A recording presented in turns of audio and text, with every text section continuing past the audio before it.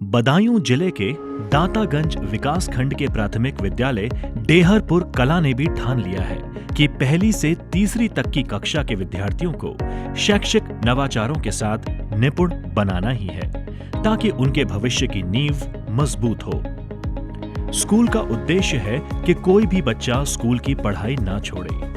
पढ़ाने के साथ ही सरकार बच्चों को हर साल 2 जोड़ी यूनिफॉर्म, जूते मोजे, स्कूल बैग, स्वेटर, कॉपियां व स्टेशनरी आदि के लिए 1200 रुपए की धनराशि अभिभावकों के खाते में दे रही है। पढ़ाई के 6 दिनों में अलग अलग मिड डे मील की व्यवस्था भी की जाती है।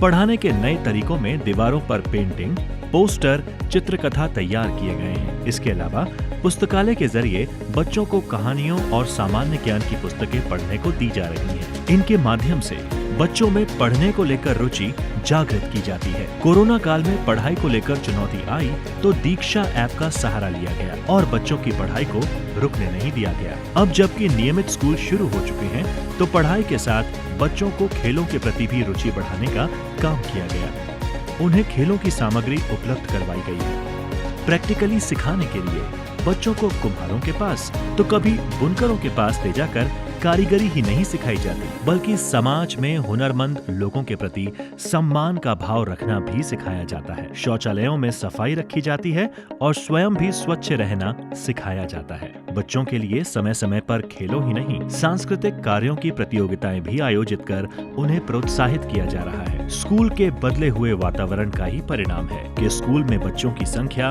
वर्ष 2018 में 233 थी, जो अब बढ़कर 468 हो चुकी है। मैं सीमा राजन, प्रधानाध्यापक प्राथमिक विद्यालय डेहरपुर कला प्रथम। मेरी नियुक्ति यहाँ पे 7 मई 2018 में हुई। जब मैं आई थी इस विद्यालय पे तो ये विद्यालय बहुत ही बुरी कंडीशन में था। विद्यालय भवन भी बहुत जर्जर था और यहाँ पे अतिक्रमण था और शराबियों जुआरियों का अड्डा था। पर जिजीविषा और अदम उत्साह ने और काम करने की लगन ने मेरे इस विद्यालय को बहुत जल्दी ठीक कर, मैंने सहयोग लिया, अपनी ग्राम पंचायत का सहयोग लिया, अपने समुदाय का सहयोग लिया और 2018 में यहाँ पर जो इतने अतिक्रमण, इतना जो बाहरी तत्वों का प्रवेश था वो सब रुक गया और हमने बहुत अच्छे प्रयास से यहाँ पर साउंड सिस्टम के माध्यम से प्रेयर करवाई।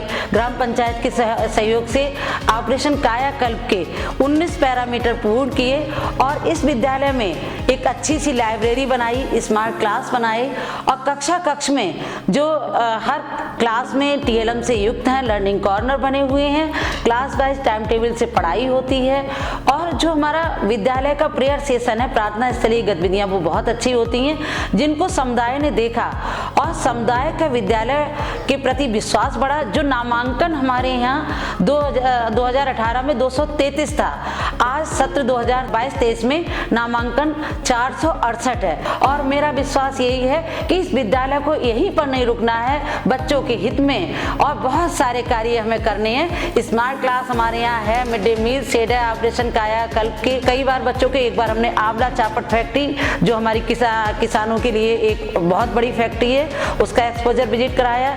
ऐसे ही हम अपने गाँव में बच्चों को ले जाते हैं, तरह तरह की एक्टिविटी से विद्यालय को निरंतर प्रगति दे रहे हैं और पूरी विद्यालय की टीम इसमें कदम से कदम मिलाकर हमारे शिक्षक हमारा साथ देते हैं, हमारी ग्राम पंचायत, हमारा समुदाय बराबर हमारे विद्यालय में सहयोग करते हैं।